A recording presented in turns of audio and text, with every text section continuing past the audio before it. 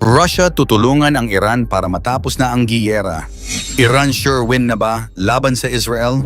At ang China nagpadala ng mga kargamyento papuntang Iran. Posibleng mga armas panggiyera at mga missile ang laman.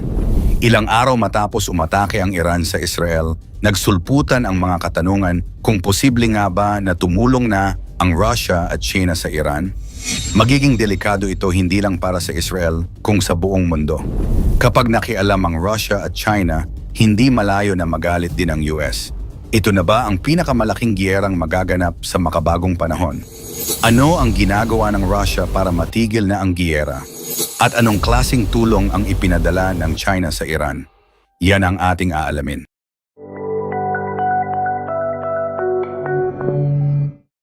Mga cargo plane mula China papuntang Iran. Isang nakakagulat ang naganap sa gitna ng tensyon sa pagitan ng Israel at Iran. 3 cargo plane mula sa China ang naglayag patungo sa Iran sa loob lamang ng 3 araw. Ang mga Boeing 747 freighter na ito ay umalis mula sa iba't ibang lungsod sa China, Shanghai at 2 coastal cities, at lahat ay sumusunod sa isang kakaibang ruta.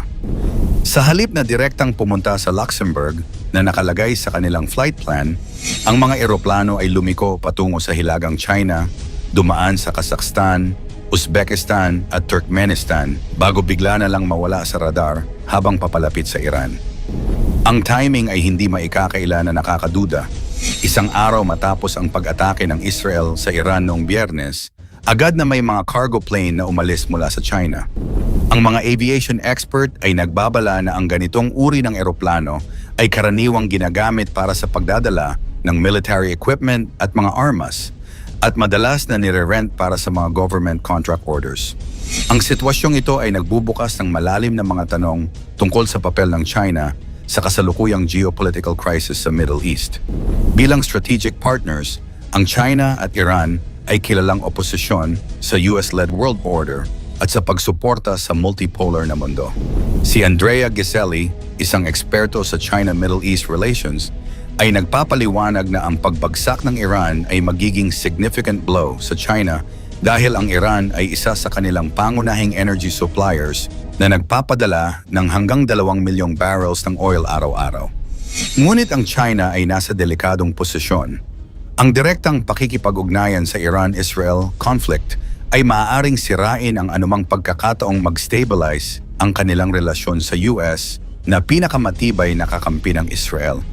May mga nakaraang kaso na rin kung saan nagtangkang magpadala ang China ng mga armas na nakatago bilang commercial goods, tulad ng mga drone components na nakalabel bilang wind turbine parts at $1 billion worth ng drones sa Libya na nakatago sa likod ng mga shell companies. Hanggang sa walang independent inspection, mananatiling misteryo kung ano talaga ang laman ng mga cargo plane na ito. Ngunit ang timing at ruta nila ay sapat na para magdulot ng pag-aalala sa international community. Ang posisyon ng Russia ngayon sa Iran-Israel conflict. Sa kasalukuyang Israel-Iran conflict, ang Russia ay nasa isang napakadelikadong posisyon. Habang politically ay sumusuporta sa Iran, ang Russia ay hindi pa nagko-commit sa military support. Ang dahilan dito ay simple pero komplikado. Ang Russia ay may malakas na relasyon din sa Israel. Si Putin ay may direct communication lines kay Netanyahu at maraming Russian citizens ay nakatira sa Israel. Kaya ang Russia ay gumagawa ng strategic balancing act. Ang Russia ay kinikilala ang Iran bilang isang importanteng ally laban sa US influence sa Middle East. Pero ang pagtulong sa Iran militarily ay maaaring maging dahilan ng pagkasira ng relasyon nila sa Israel. Ang experts ay nagsasabi na ang Russia ay mas focused sa pagiging mediator kaysa sa pagiging active combatant. Ang goal ni Putin ay mag-facilitate ng negotiations at mag-contribute sa post-conflict reconstruction ng Iran kapag tapos na ang krisis. Hindi madali magdesisyon ang Russia. Ang Russia ay may sariling mga problema. Ongoing pa ang giyera nila sa Ukraine at ang resources nila ay limitado. Ang direct military support sa Iran ay maaaring mag-trigger ng mas malaking conflict kasama na ang NATO countries. Kaya ang Russia ay nag-iingat sa mga hakbang nila. Pero may mga kaganapan na ang Iran ay nag-provide ng military supplies sa Russia para sa Ukraine war. Ang mga drones na ginagamit ng Russia sa Ukraine ay galing sa Iran. Kaya may mutual military cooperation na sa dalawang bansa na ito. Pero kung formal military alliance pag-uusapan ay wala pa. Ang Russia ay natatakot din sa escalation na maaaring mag-spill over sa kanilang areas of influence tulad ng Caspian Sea region. Kapag ang conflict ay naging mas malaki, maaaring maapektuhan ang oil prices and regional stability na direktang konektado sa ekonomiya ng Russia, mga posibleng tulong ang Russia sa Iran. Kung tutulong man ang Russia sa Iran, hindi ito magiging direktang military intervention. Ang mga possible na paraan ay, una, intelligence sharing. Ang Russia ay maaaring magbigay ng intelligence information sa Iran tungkol sa Israeli military movements. May advanced satellite systems ang Russia na makakagamit nila para sa information gathering. Ikalawa, military equipment. Sa indirect way, maaaring magbigay ang Russia ng military equipment sa Iran. Hindi ito mga advanced weapons, pero mga basic military supplies na maaaring gamitin sa defense. Pangatlo, diplomatic support. Ang Russia ay tuloy-tuloy na magkokondena sa international forums sa mga hakbang ng Israel. Sa UN Security Council, consistent ang Russia sa pag-oppose sa Israel. Pang-apat ay economic support. Maaaring magdagdag ang Russia ng trade relations sa Iran para makatulong sa Iranian economy na apektado ng sanctions at ng giyera. Ano ang mangyayari kapag tuluyang tumulong ang Russia sa Iran para matapos ang giyera? Kapag tuluyang nagdesisyon ang Russia na tumulong militarily sa Iran, malaking epekto ito sa global geopolitics. Ang direct Russian involvement ay maaaring mag-trigger sa NATO countries na mag-intervene din.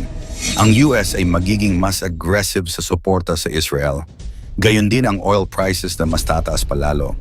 Ang Russia at Iran ay major oil producers, kaya ang conflict involving both countries ay maaaring maging dahilan ng global energy crisis. Ang China ay magiging mas pressured na pumanig at pumili. Bilang ally ng parehong Russia at Iran, ang China ay maaaring madamay din sa conflict. Isa pang epekto, ang mga Arab countries ay maaaring mag-realign ng alliances. Ang Saudi Arabia at UAE ay maaaring mas lumapit sa Israel at US para sa protection. Ang suporta ng Russia sa Iran ay magdudulot ng epekto sa international relations.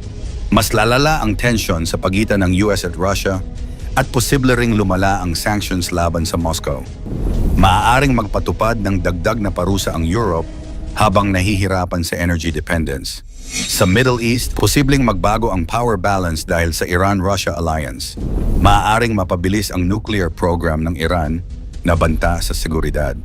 Gayunpaman, limitado lang ang suporta ng Russia, hindi ito direktang military aid.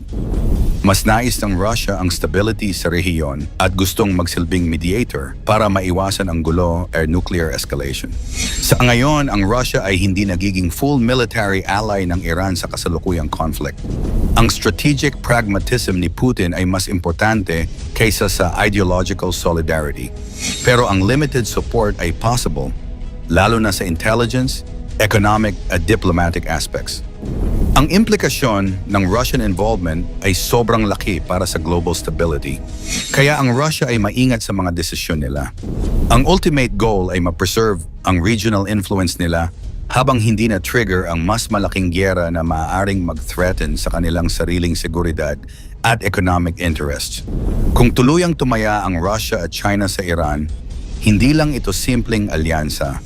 Isa na itong babalang maaring sumabog sa buong mundo.